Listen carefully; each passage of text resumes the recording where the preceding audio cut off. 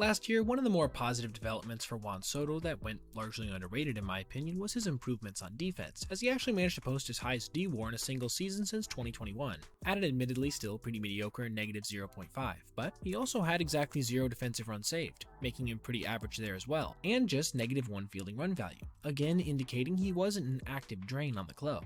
But after signing with the Mets over this offseason, there were a few concerning plays in spring training that he made that caused more than a few people to start sounding the alarm bells that he might be back to his typical poor fielding ways in 2025. And through the season's first month and some change, it seems like they might be right. I'll throw up some hard numbers later, but first, let's look at 4 individual plays that he hasn't been able to make where the expected batting average was under 0.50, with the worst being this number, which I'm not even sure how you'd pronounce. 0.06? Either way, it was obviously the product of him losing the ball in the sun. The next 2 were slightly better, with XBAs at least in the easily pronounceable range, but were still overall pretty bad considering that it showed off how he just can't go get balls that are slicing away from him to his left. And finally, on this one, he sauntered back while tracking it before seeing it drop in the middle of the warning track. That ball was up there for so long that a typical right fielder will reach it, which is why the expected batting average was so low. But it's not simply that he's not making these fairly routine plays. He also, courtesy of the same issues that kept him from catching these balls, hasn't been able to limit extra bases being taken, with 2 separate instances here of him being unable to keep a runner at first base on a ball that probably should have been a single. Again, the guy just doesn't seem to have any range.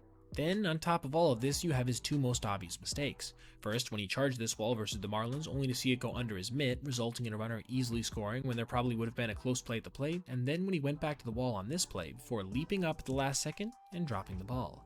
This was obviously a fairly difficult catch, but one you expect a major league right fielder to make more often than not. And the numbers back up that he has been pretty terrible out there, with him currently being tied for second worst among all outfielders in fielding run value at -3, and outs above average at -3 as well, while also being tied for second worst in success rate added at -6%. This paints him, once again, as being one of the worst defensive players in all of Major League Baseball, which obviously isn't something that Mets fans would prefer to hear, considering he also has gotten off to a fairly slow start at the plate, at least by his standards. And while I have all the confidence in the world he'll bounce back in the batter's box, I don't share the same sentiment when it comes to his work with the glove.